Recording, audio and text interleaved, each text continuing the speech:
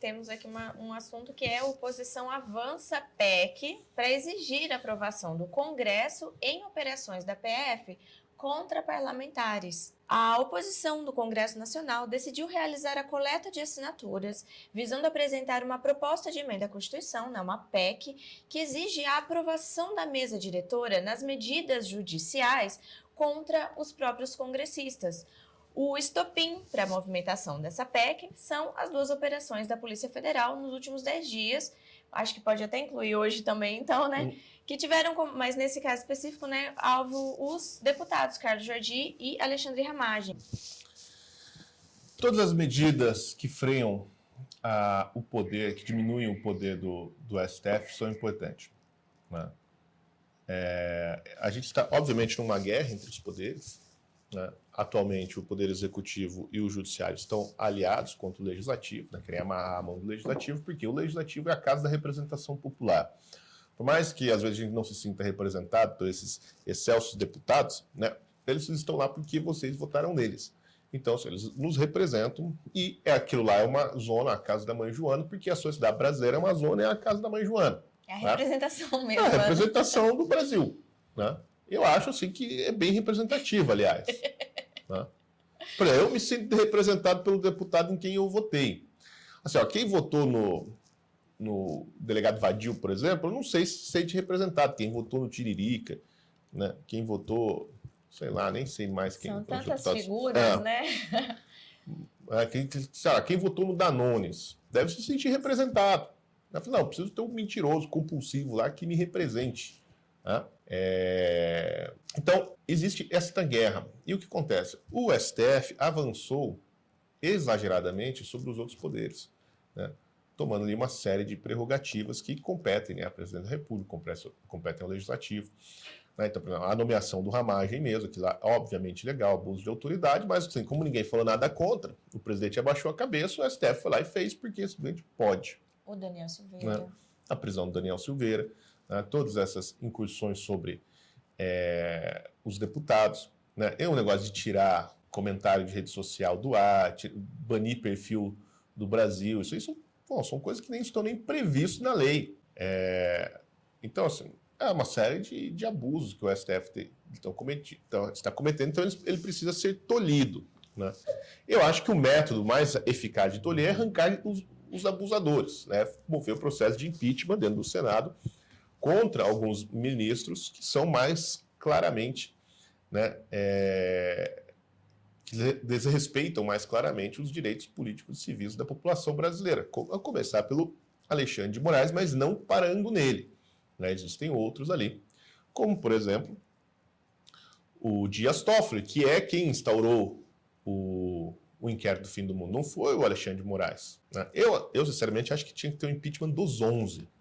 Né? Não é só dos 9, não, dos 11. Né? Todos eles deviam ser impeachmentados. Mas, né, quem sou eu? Então, eu acho assim, esse seria o instrumento correto. Como eles não têm culhão para fazer isso, então tem que ter essas PECs. Tá? Qual é o problema da PEC? Que ela não vai incidir retrospectivamente em cima dos que já estão lá. Então não vai limitar. Eles não vão conseguir limitar o tempo de mandato dos ministros que já estão lá. Porque eles falam assim, o Alexandre de Moraes tem só mais 5 anos. Fala, tudo bem, a gente aguenta sofrer mais 5 anos, né, na mão desse ditador. Mas não é isso que vai acontecer. Então, esse é o problema. Se já é alguma coisa, né, eu acho que faz todo sentido você ter tempo de mandato para os ministros do Supremo na política brasileira, né? Eu acho assim, numa organização republicana saudável, não, mas como é a brasileira, eu acho que sim. Né? Eu acho que devia ter uma idade mínima para entrar também, né? Não só para a idade de aposentadoria. Eu acho que esse ministro do Supremo tinha que entrar no mínimo com 65 anos. Ele tem que estar no auge da maturidade intelectual dele. Veja, um sujeito que tem 45 anos, que entra lá, 45 anos, o sujeito ele ainda está pagando o boleto da casa dele, entendeu? Ele está pagando financiamento, ele nem se estabeleceu, né, direito, né, na vida. Ele não sabe nem quem que ele vai ser, ele nem enfrentou a crise dos 40 anos. Ele ainda está comendo a secretária. Entendeu? Então, assim, não dá. A gente tem que ter passado dessa fase. Tá? Tem que ser um homem lá, um senhor de idade, né? Um cabeça branca. Esse tem que ser. ministros do STF. E, de preferência, vindo de dentro da magistratura. Um juiz de carreira, não um advogado como todos que estão lá, ou político, né, como é o caso do Flávio Dino, que é pior ainda. Então, assim, todas essas medidas, Ana, são essenciais, são fundamentais, mas eu acho que elas são muito tímidas. Elas são muito tímidas. O que precisava, assim, é primeiro o impeachment, para parar com tudo. Falar, não, agora vamos fazer um impeachment para deixar claro que vocês também, né, não são intocáveis. Quem fizer merda vai pagar. Então, primeiro o impeachment. Aí, o impeachment já vai todo mundo ficar quieto. Eu lembro quando a gente viajava, quando era criança, né? Meus pais tinham uma Belina, né? Porque nós éramos um monte de criança, então a gente ficava tudo sentado atrás da Belina e ia viajar, né? Aí começava, né? 4 homens, 4 moleques com um cachorro. Uma vez nós levamos uma ovelha, um carneiro, né? De Cascavel até Londrina, né? Atravessamos o estado com uma ovelha no porta-mala da Belina e mais uns 4 moleques, né? Tudo criança, lógico, começava a briga, né? A guerra lá dentro e tal do carro. Tinha uma hora que meus pais estavam tão putos, né? Eles não queriam saber, assim, de quem era a culpa, entendeu? E a mãe simplesmente pegava o tamanco, virava o braço para trás e distribuía por doada, assim, né? Aleatoriamente, em quem pegasse. Falei assim, ó, vocês causaram uma balbúrdia, não quero saber quem começou, a culpa é de quem, os 4 são responsáveis. Oh, Né? Se duvidar, sobra pro carneiro, né? Que estava lá no porta-mala, coitado. Né? Então é assim que tem que fazer. Fala, pega um de exemplo, como o Alexandre de Moraes tem feito, né? com o movimento conservador. Pega um de exemplo, né? Dá-lhe uma sova literária, uma figura de linguagem. Né? Ou pega 2000, né? No caso. Pega 2000, né? E usa de exemplo. Fala, o próximo que fizer vai acontecer a mesma coisa. Aí para a putaria. Aí, bom, acabou a putaria.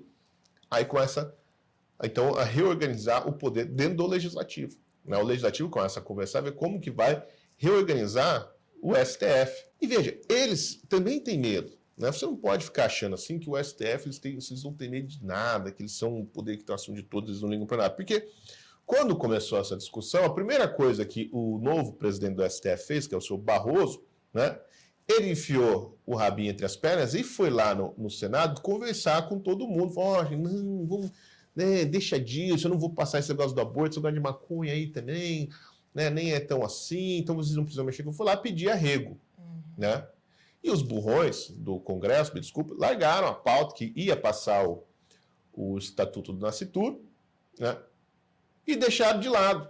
Né? A pauta esfriou porque caíram na conversinha do Barroso que ele não ia votar, né? Não ia pôr em pauta a legalização do aborto por via judicial. Então, assim, mas eles também têm medo, entendeu? Eles também não querem que a confusão fique muito grande, porque mesmo assim, a gente vai dar aqui que isso aqui é inconstitucional. Veja, aí não é mais uma questão de direito, é uma questão política. Assim, o STF vai ter força para barrar uma reforma em cima do STF dada pelo Congresso, votada em peso, né, com apoio de 57 milhões de brasileiros. Não é uma decisão fácil. Não, a gente caneteia aí, né, e barra esse negócio. Porque ninguém sabe qual que é o passo depois. Para onde vai escalar isso? E aí todo mundo tem medo.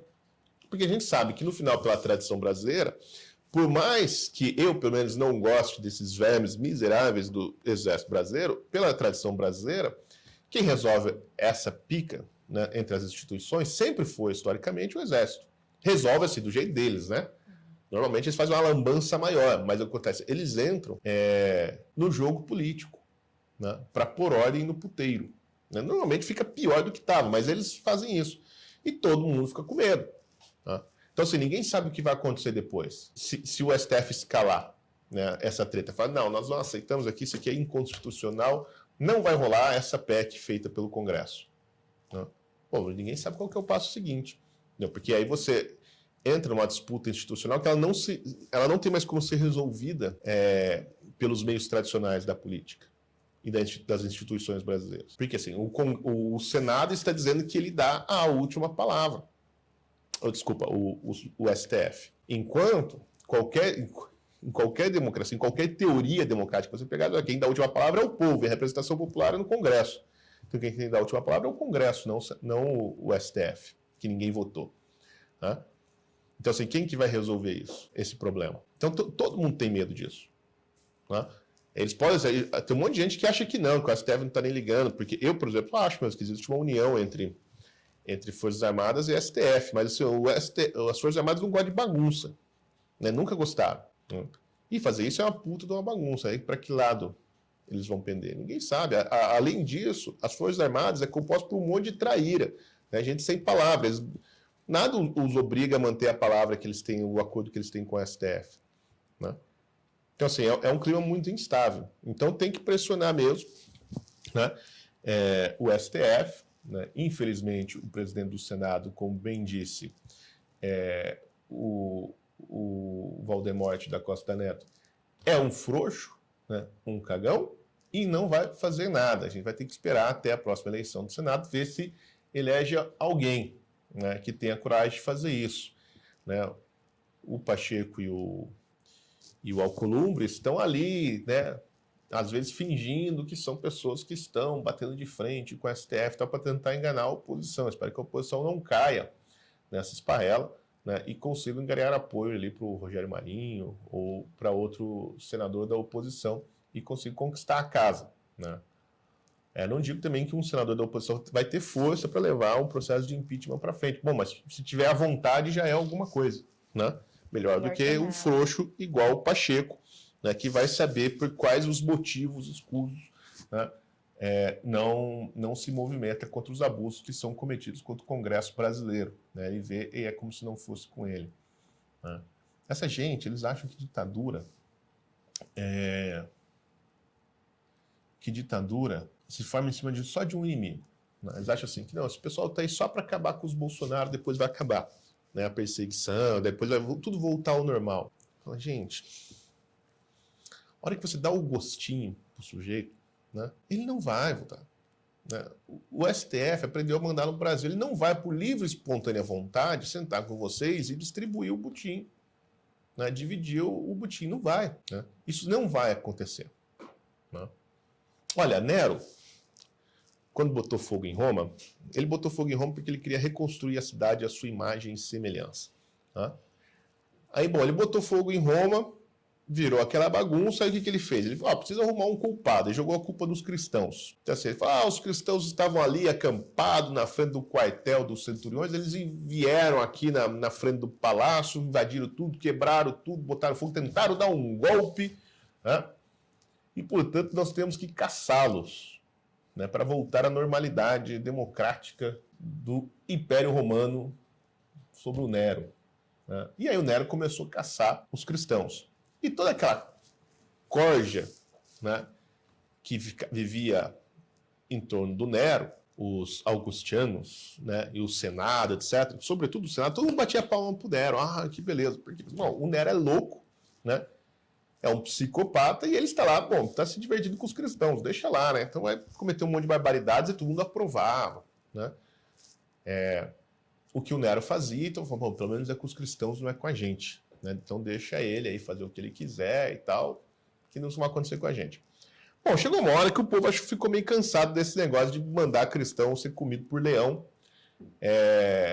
no estádio, né? Isso aí já perdeu a graça porque estava demais. Né? Sem contar assim, que Nero cometeu, né, atrocidades que foram exagero até para aquela gente de baixa moralidade do Império Romano, aqueles pagãos malditos. Até eles ficaram meio chocados. Falaram, isso aí acho que queimar criança viva num poste, assim, todo besuntado de piche, acho que é demais. Né? E aí, bom, o negócio perdeu a graça, não adiantava mais. Assim, caçar cristão não garantia a estabilidade do reinado de Nero. O que ele fez? Ele inventou uma conspiração. Falou, não, agora tem uns caras aí que estão conspirando contra mim. E ele começou a caçar todo mundo que o apoiou quando ele estava perseguindo o cristão. Né? Sobretudo o Senado. Começou a prender um por um dos seus antigos aliados e matá-los. Né? Então, veja, a tirania é isso. A tirania, ela sobrevive do sangue. Então, olha aqui, assim, que a tirania tiver, né, esgotado todo o sangue dos bolsonaristas, você acha que ela vai ficar saciada? Não. Ela vai para cima de quem está... Bom, quem que é a ameaça agora da vez? Quem pode me tirar daqui? Ela vai para cima de vocês, meu filho. Vai sobrar de uma forma ou de outra. Né? Então, se não for impedido. Exatamente, né? Só que eles acham que não. Se você pegar a história de todas as revoluções, foram assim. Tá? Né, todos os golpes de Estado no século XX foram assim. Né? Então, o golpe militar brasileiro foi assim. Né? Os milicos precisavam lá afastar os comunistas, que é mentira, essa história fantasiosa. Né? Mas foi dar um golpe. Depois veio a linha dura do exército, deu um golpe no golpe. Né? E mandou prender um monte de milico que tinha dado golpe. Depois afastaram toda a direita que os apoiaram, prenderam um monte de gente. Né? Conservadores destruíram a direita. Né? Então, os militares mandaram prender